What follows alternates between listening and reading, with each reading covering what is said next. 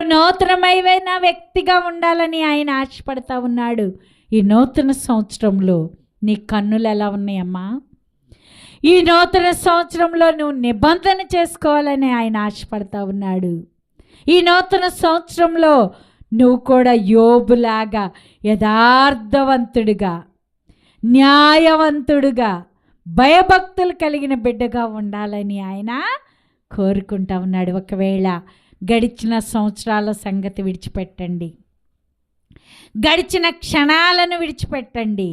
ఈ క్షణం నుండైనా, ఈ దినం నుండైనా నీ ప్రవర్తన దేవునికి ఇష్టమైనదిగా ఉండాలని ఆయన ఆశపడతా ఉన్నాడు. నీకు ఇచ్చిన ఆయుష్కాలం చాలా తక్కువ, నీకు ఇచ్చిన ఆయుష్కాలం చాలా తక్కువ. ఆ ఒక్కొక్క దినాన్ని నువ్వు జ్ఞాపకం చేసుకోమని దేవుడు ఈ దినాన్ని హెచ్చరిస్తూ ఉన్నాడు. నీకు ఇచ్చిన సమయాన్ని నువ్వు దేవునికి ఇష్టమైన రీతిలో గడపమని ఆయన హెచ్చరిస్తూ ఉన్నాడు. యోబైతే తన కళ్ళతో నిబంధన చేసుకున్నాడు కనుక ఆయన ఏమంటున్నాడు? యథార్థవంతుడిగా పేరు తెచ్చుకున్నాడు, న్యాయవంతుడిగా పేరు తెచ్చుకున్నాడు. ఆయన యందు భయభక్తులు కలిగిన బిడ్డగా పేరు తెచ్చుకున్నాడు. ఆ ఊరిలో కాదమ్మా, ఆ ఊరిలో కాదు, మనకైతే ఊరిలో కాదు, మన సందులో కూడా మంచి పేరు లేదు. మనకైతే మన సందులో కూడా మంచి పేరు లేదు. ఏం పర్వాలా, నువ్వు నిరాశపడమని చెప్పట్లా దేవుడు, నిరుత్సాహపడమని చెప్పట్లా. ఒకవేళ నువ్వు కుటుంబంలో ఎన్నికలేని దానివైనా, నువ్వు నీ కుటుంబంలో నిన్నెవరు గుర్తుపెట్టుకోకపోయినా, నీ గ్రామంలో నిన్నెవరు గుర్తించకపోయినా, నీ పట్టణంలో నిన్నెవరు గుర్తించకపోయినా దేవుడు నిన్ను జ్ఞాపకం చేసుకుంటున్నాడు. ఎందుకంటే నువ్వంటే ఆయనకి ఎంతో ఇష్టం, నువ్వంటే ఆయనకి ఎంతో ప్రేమ.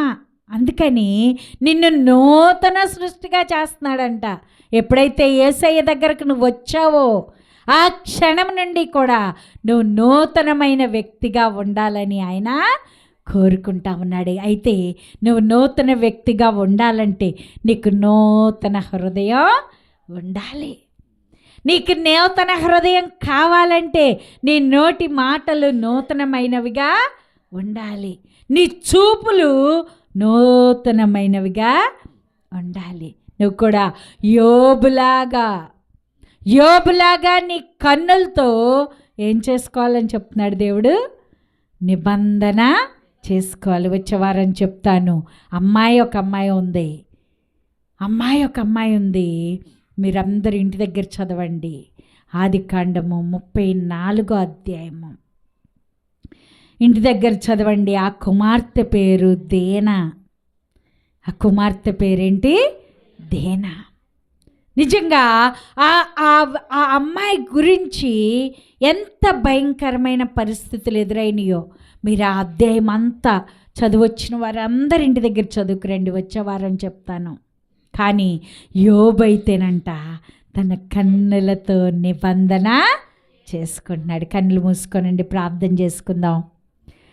ప్రభువా, నాకు నూతన హృదయం కావాలి, నాకు నూతనమైన హృదయం కావాలి ప్రభువా, నాకు నూతనమైన నోరు కావాలి ప్రభువా.